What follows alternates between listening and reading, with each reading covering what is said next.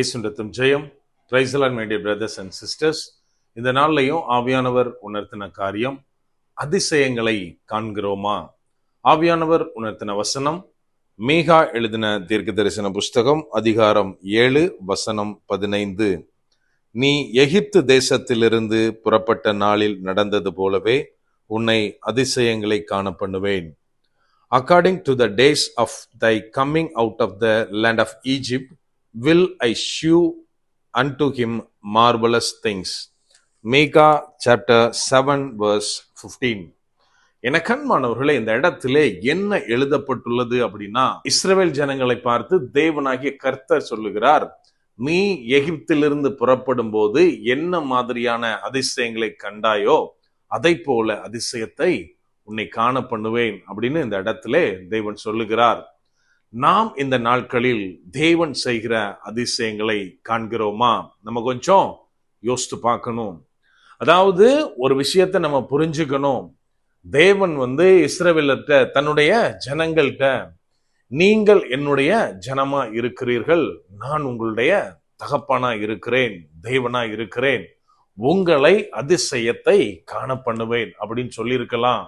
ஆனால் அப்படி சொல்லல. மாறாக அவர் எகிப்திலிருந்து அவர்கள் கிளம்பினதை, அவர் அவர்களை எப்படி அதிசயத்தக்க விதத்துல நடத்தி வந்தாரோ, கிளம்ப பண்ணினாரோ அதை ஞாபகப்படுத்தி சொல்லுகிறார்.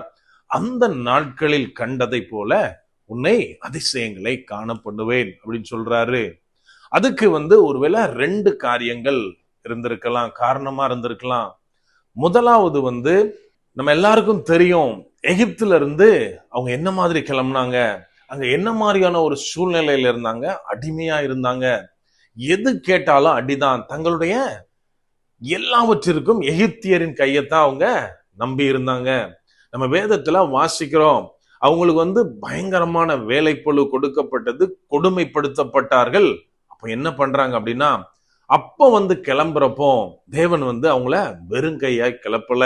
மாறாக அவங்க கொஞ்சம் கூட யோசிச்சிருக்க மாட்டாங்க. ஒருவேளை சாப்பாட்டுக்கு கஷ்டப்பட்டு இருக்கேன்னா பொன்னும் வெள்ளியும் உடைமைகளும் எல்லாவற்றையும் உடையவர்களாய் கிளம்புவோன்னு நினைச்சு பார்த்திருக்க மாட்டாங்க.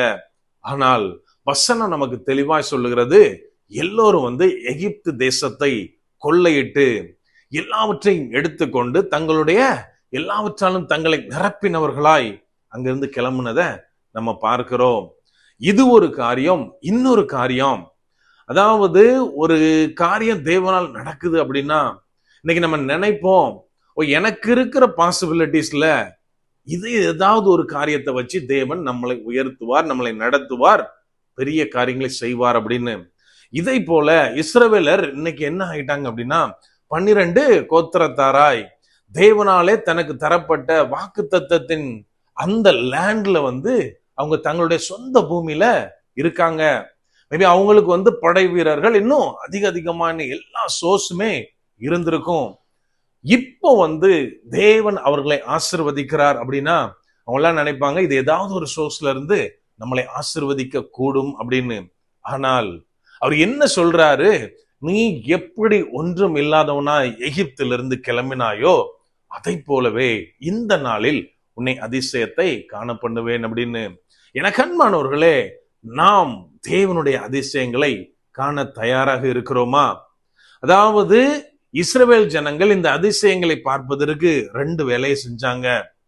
அதாவது வனாந்தரத்துல நடக்கிறப்போ அப்ஸ் அண்ட் டவுன்ஸ் இருந்தது. அவங்க தேவன் பக்கத்துல போனாங்க, விலகி போனாங்க, வார்த்தைகளை கேட்காம போனாங்க. இதெல்லாம் ஒரு பக்கம் இருக்கட்டும். இருந்தாலும் முதலாவது தாங்கள் சிறுமைப்படுத்தப்பட்ட போது கொடுமையை தாங்க முடியாம தேவனை நோக்கி கூப்பிட்டாங்க.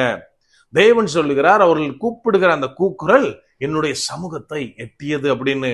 இன்றைக்கு ஒருவேளை நம்ம நினைக்கலாம், நான் சில கடினமான பாதையில இருக்கிறேன், பிரச்சனைகளுக்கு மத்தியில இருக்கிறேன், போராட்டம் நிந்தனை என்னை சூழ வந்து கொண்டே இருக்கிறது அப்படின்னு நினைக்கலாம். நம்ம சொல்யூஷன் தேடி மற்றவர்களிடத்தில், நண்பர்களிடத்தில் நமக்கு சோஸ்தி அலைகிறோமா, அல்லது தேவனை நோக்கி கூப்பிடுகிறோமா? நம்ம கொஞ்சம் யோசிக்கணும்.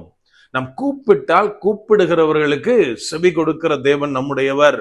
ஆகவே நாம் முதலாவது தேவனை நோக்கி கூப்பிடணும். 2வது காரியம், மோசே வழியாக இஸ்ரவேல் ஜனங்களுக்கு எகிப்திலிருந்து கிளம்பணும்னு மெசேஜ் கொடுக்கிறார் ஆண்டவரு.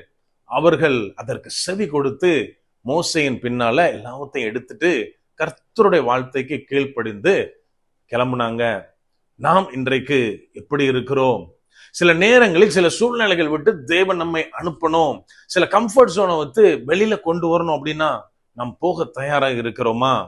நாம் எப்போது தேவனை தேடுகிறோமோ, எப்போது அவருடைய வார்த்தைக்கு செவி கொடுக்கிறோமோ, அப்போது தேவனுடைய கரம் செய்கிற அதிசயங்களை காண முடியும். அப்படியே கண்களை மூடுவோமா? அன்பான ஆண்டவரே, இந்த நேரத்திலே அப்பா உம்மை நோக்கி பார்க்கிறோம். ஆவியானவர், நீர் எங்களோடு இருக்கிறீர், அதற்காக நன்றி செலுத்துகிறோம். அப்பா, உம்முடைய கரம் செய்கிற அதிசயங்களை நாங்கள் காணத்தக்க கிருபை எங்கள் மேலே இருக்கிறதற்காய் நன்றி செலுத்துகிறோம் அப்பா. அப்பா, ஒவ்வொரு நாளும் தகப்பனே உம்மை நோக்கி பார்க்க உமது சமூகத்திலிருந்து ஒவ்வொரு காரியங்களையும் உம்மிடத்தில் கேட்டு நாங்கள் பெற்றுக்கொள்ள ஆவியானவரே, நீர் எங்களுக்கு உதவி செய்யுங்க அப்பா.